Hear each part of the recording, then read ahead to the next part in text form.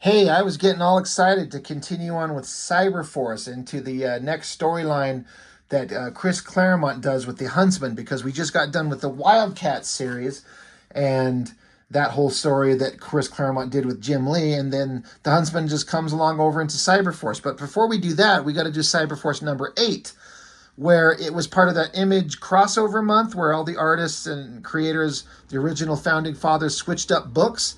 I believe I've done the Jim Lee Savage Dragon, which sucked. I did the Rob Liefeld Shadowhawk, which sucked.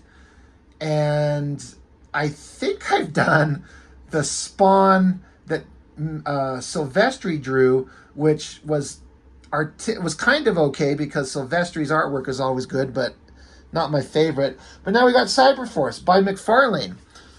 First interesting thing is that McFarlane took the cover that Mark Silvestri drew of Spawn up on top of this roof of a building and just did Ripclaw. And I actually thought that was kind of awesome. I feel like McFarlane respects Silvestri. I've never heard McFarlane speak an ill word about Silvestri. In fact, I think there was an interview I saw one time where he said Silvestri's the best businessman out of them all, something to that effect. But he did a cover where it says McFarlane after Mark. Spawn was on top of a building just like this in this exact same pose. So McFarlane just kind of copied it, and I kind of thought that was fun. I like it. I think the Silvestri one looks better. The colors certainly jump off the page. But this book, it was the first time I read a Todd McFarlane comic book and the artwork stood out to me as garbage. I've talked a lot of shit about McFarlane's writing in Spawn, and I'm gonna die on that hill. You know, his writing is just terrible almost all the time. But this, I've always been fine. I've always liked his art. You might have a panel here or there that just kind of doesn't work, but that's every artist, right? Not everyone's perfect 100% of the time. But the stuff in this book, I was just suddenly like, maybe I don't like McFarlane's art. I mean, maybe I'm missing something. It just, whatever magic he had artistically in Spawn and Spider-Man, almost none of it was on display here. I don't like it at all. So it doesn't help anything. At first, it's Todd McFarlane pencils. Man, I would love to see what these pencils look like because he handed off inks because it says McFarlane, but also Greg Capullo, Mark Pennington, and John Cleary on inks. So a lot of ink help. And there's a couple of pages where it stood out to me as like, this is a heavy hand of someone else. And I think the ones that stand out are this John Cleary, because that, if I remember correctly, John Cleary has a very McFarlane-ish style. But what does it look like when someone has a very McFarlane style and is inking over his pencils? And what does McFarlane pencils look like? I feel like McFarlane doesn't pencil things very detailed. He just kind of gets the basic structure, and when he's doing it himself, he goes in there and just like noodles away, giving it that hyper-detailed vibe that is just purely him. But I also think he doesn't give a flying fuck about Cyberforce, because how could you? He wants to run his Spawn empire, which he's doing to this day, and doing it for 30 years, and I still couldn't give a fuck about Spawn because I feel like it's a concept interesting enough on its own, but really only works in like a small dose. It's not like a book I want to read for 3 decades up to issue 300 and something. I do not give a fuck. But McFarlane don't give a fuck about Cyberforce, so Eric Silvestri comes up with the plot. So McFarlane's being handed a script that he has to draw. And I'm sure he's like, Bud, I don't want to draw this Cyberforce comic, but the kids love it. So let's do it. Let's draw this comic. Starts out with three-armed striker punching stupid Heatwave and then kicking open a door and blowing the shit out of some, I don't know who the fuck. I mean, if I bothered to read this comic, I read it once years ago when this came out, October of 94. God, has it been that long? Jesus Lord, I didn't realize it was that long ago. This is all kind of fine, I guess. These pages, it feels like that's McFarlane doing his thing. But I don't think his heart's in it. Why would it? I feel like there's some John Cleary in this. Like, this doesn't look like McFarlane. It looks like someone else doing a McFarlane riff. kind of an okay face. The colorist is Steve Olaf and Ollie Optics, and then Ollie Optics has got like 15,000 people in there. Jesus. I like the coloring. The coloring's certainly fine. Is this the guy that got shot down? Has he got a weird skin tone? Am I nuts? Did he have a weird skin tone here? Doesn't look like it. Anyway, I don't care. Not a bad face, I guess. And then you got to have the obligatory Ripclaw jumping down with clawed hands out. I feel like McFarlane's kind of giving it a little bit on there. That feels like his work. Definitely feels like a McFarlane car and backgrounds, I guess. Motorcycle. That Heatwave can fly. Why is he on a motorcycle? Again, I guess I could read it, but I don't want to. I've got better things to do with my time. I mean, it's all kind of fine. Like I said, I had always been like, you can just be fascinated with McFarlane artwork, and I feel like he just was tuned the fuck out on this book. Just to get through it. I like that shot. That right there looks good. The heavy shadows and everything. That looks pretty slick. I'm digging that. I'm digging this big shot of Heatwave's face over here again. I think this is one of the other inkers. That's not McFarlane inks at all. I mean, again, and watch it actually be his inks. I'm just full of shit. I don't know anything. But it just feels different. But I like the angle. That it works. I feel like McFarlane doesn't do these kind of heavy shadows. I don't know. I can't tell. This page does not feel very McFarlane. I wonder if this is that John Cleary guy, because all this noodling feels like someone else trying to do McFarlane work. And then this page stood out big time. That, like, again, I could be wrong. There's no breakdown to be able to explain who did what, but it just doesn't feel like McFarlane's art exactly. Maybe his compositions, maybe he did rough layouts and handed it off. I don't know. I don't care. Kind of an okay shot of his face. I like that shot of Heatwave coming down.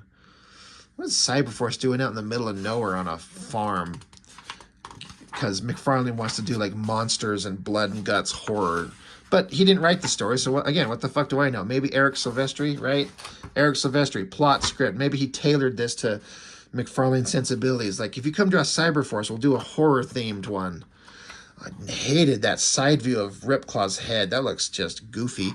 Kind of a cool shot, like a cool shot of Heatwave. Heatwave was always the most boring fucking character in these books, and they eventually did kill him off, but they're really leaning into him kind of being the lead star of this book, so McFarlane gets to draw Heatwave more than anybody else did in terms of like a single one-off heroic story. I dig this. This is very McFarlane. Giant head on the side there. I know he's done these big side profiles before, but I feel like before you could see the top of his head and the bottom of his chin. I submit this might be the closest giant side-up profile face that he's done in a comic ever. It's almost life-size, honestly. But whatever, and whatever, and whatever. And the CyberForce guys are doing CyberForce shit. And there's a got to interject demon monster thing. I'm sure McFarlane was happy to do that. Stryker looking pretty cool. I think it'd be tricky. I think I've said this, drawing a guy with 3 arms on one side. How do you figure out anatomically to make those all work? And then you just kind of have to bullshit it, and it's a comic, so it just works. Very not McFarlane vibes going on in this one. It just doesn't feel like him. It feels like maybe a rough sketch and he handed it off to someone else. He's like, finish it off. I don't give a fuck. I gotta go make Spawn toys. I get another big shot of Heatwave doing cool shit. Got a helicopter he's gonna take out. Like this shot of Stryker holding up the gun. That's pretty awesome. Good gun, good hand. Good coloring in the sky in the background. That's some interesting. That looks really good. And then they're all just shooting this monster creature, and he gets stabbed in the brains by Ripclaw. Jesus Lord. Dead. The end. So, yeah, I'm sorry if you want me to do an objective review of this book and read it and tell you all kinds of information about it. I read it once. I'm like, this is the worst issue of CyberForce ever. in the 8 issues of the regular series and the original 4 issues. This shit sucks.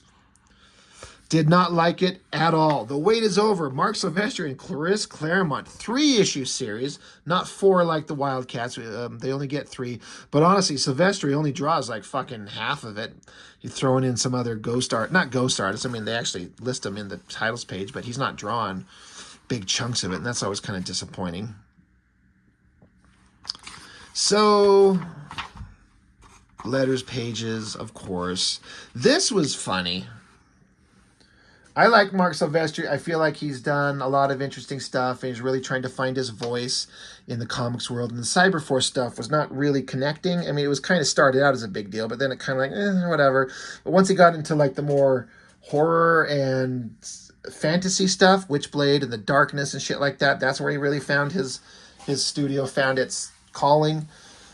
But they were trying everything. It says here, for all of you who are curious about our end of the Image universe, wait no more. Top Cow has a plethora. Do you know what it means to have a plethora of events that will explode onto the public in the coming year? That's naughty. Here's what you can expect. Expect CyberForce to be an animated show on television by fall of 95. Didn't happen. Expect CyberForce, the video game, by the end of 95. I don't think that happened. There's not a CyberForce video game, right? Didn't happen. Expect CyberForce toys by the end of 95. I've seen ads for those rubber dog toys. I don't think they ever came out. Expect Weapon Zero in virtual reality by 95. I don't think that happened. Expect Weapon Zero, the video game, by the end of 95. That did not happen. Expect Weapon Zero, the comic book, on the stands by early 95. That did happen. Expect Codename Strikeforce to get a hot new look and creative team. I assume that happened. Expect Ripclaw to be everywhere in 95. Unfortunately, that happened because everyone was like, oh, the standout character in CyberForce is the guy with knives on his hands. Hellshock. I've already reviewed the original Hellshock miniseries. I appreciated what they were trying to do with the photo cover. Doesn't work. Savage Dragon, issue 16. This shit was so good. I gotta go find all my goddamn Dragon comics. I can't wait to get into those. I love those so much. And what was going on at the time? Team Youngblood, issue 13. Holy shit, they were pumping the hell out of those. Good for them. And then a great shot of Cyblade and her titties. Always an adventurous thing to check out. Thank you. Thank you. And rest in peace. Only 4 will return in Codename Strikeforce. Someone dies. Who was it? The guy with blades? What was his name? Hellraiser? Something like, I don't fucking know. It was stupid. Anyway, this book sucked. I was profoundly disappointed. It was a waste of $2.50. I like McFarlane. I like Silvestri. I like the idea of the Image crossover, swapping books for 1 month. The fans, we ate it up. Unfortunately, none of them really turned out really that spectacular. It was just kind of like an interesting little experiment. And this might be, in my opinion, the worst one. Yes, even over Valentino's Youngblood. Because Valentino at least wrote an interesting story on that book. Anyway, that's it. CyberForce number 8 by McFarlane. Kind of sucks. Oh well, that's all I got for now. Thanks for watching. I appreciate it. See you next time.